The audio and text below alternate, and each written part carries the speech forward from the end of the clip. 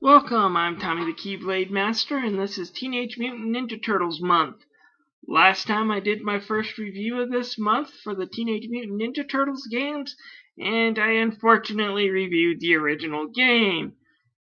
Awkward controls plus sloppy stage design made for a really frustrating game. Now we're going to the arcade game. Now I don't have the NES port, unfortunately, to compare it to, but I do have the Xbox 360 version here, and I want to do a quick review. Now I should note, just like how the original NES game is no longer on the Virtual Console, this is no longer on Xbox Live Arcade. It has been pulled. If you haven't bought it, you're just SOL, but I do believe it's worth a look just to see how well this has aged. I remember when I was a kid, the first time I played this game, it was at the state fair that was about an hour's drive away from my house, and in their little carnival they had an arcade at the time, which had this machine, and I remember plugging in about $1 or $2 of my parents' money playing this. Now, when I did finally get the NES version of the arcade game, I remember enjoying it too on the home console.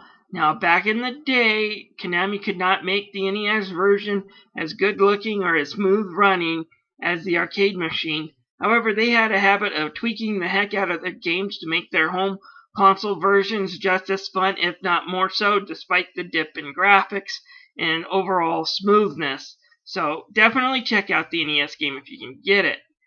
Now, Konami and Ubisoft came together in 2007 to produce this port in time for the 2007 TMNT movie, so that's why we got this. And Ubisoft did a great job. They did a good job of making sure they got all the licenses. This game even comes with its full music and Ninja Turtles theme included. There was another port for the PS2 as an unlockable in one of their games, and it had the music swapped to some generic filler and all the voices taken out.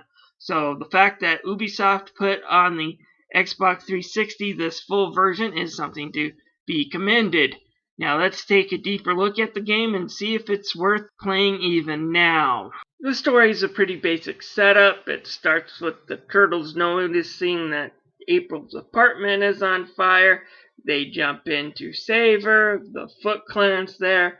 Rocksteady shows up, and then Shredder swoops in to kidnap her again. And from then on, the game pretty much has you just chasing Shredder down so you can save April. There's more to it. After you save her, there's still another 2 or 3 stages to go.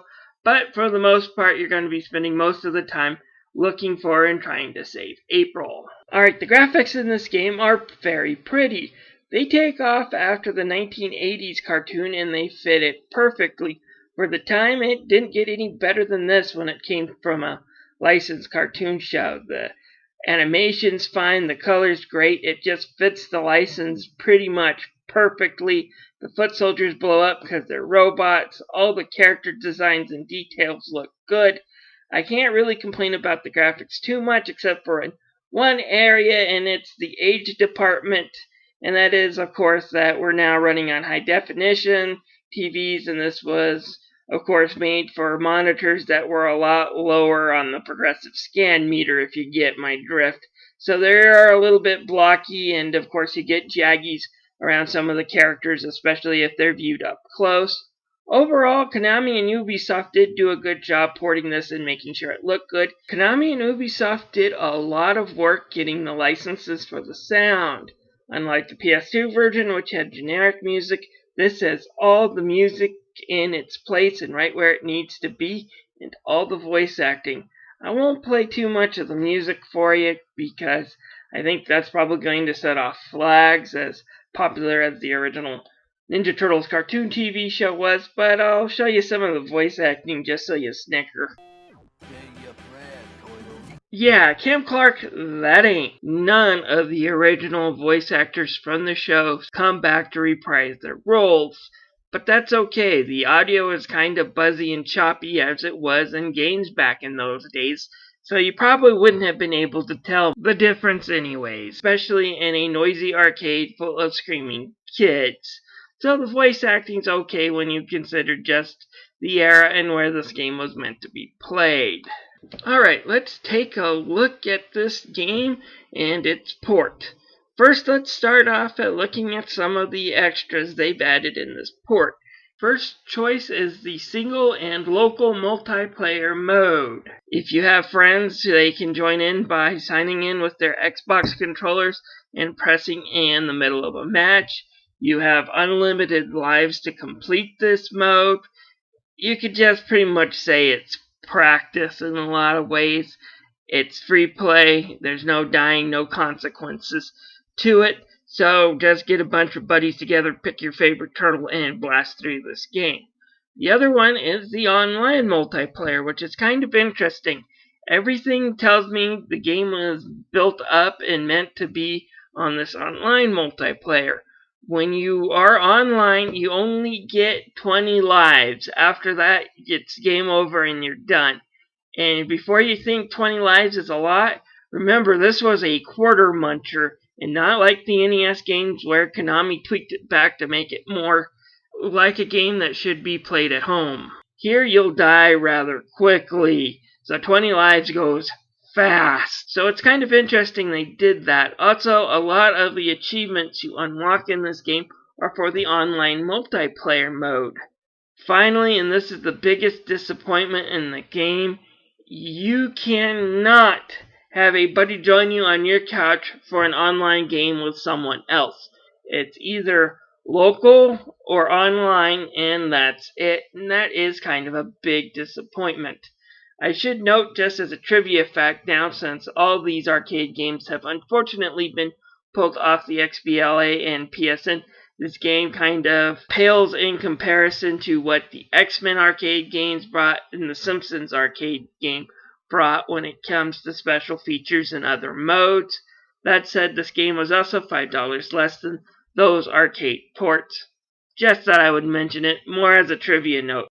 Now for the main arcade game. It's pretty much a simple arcade brawler. You press X to attack, A to jump, and you attack enemies until they blow up, and then you just proceed onwards. You fight a boss at the end of each stage.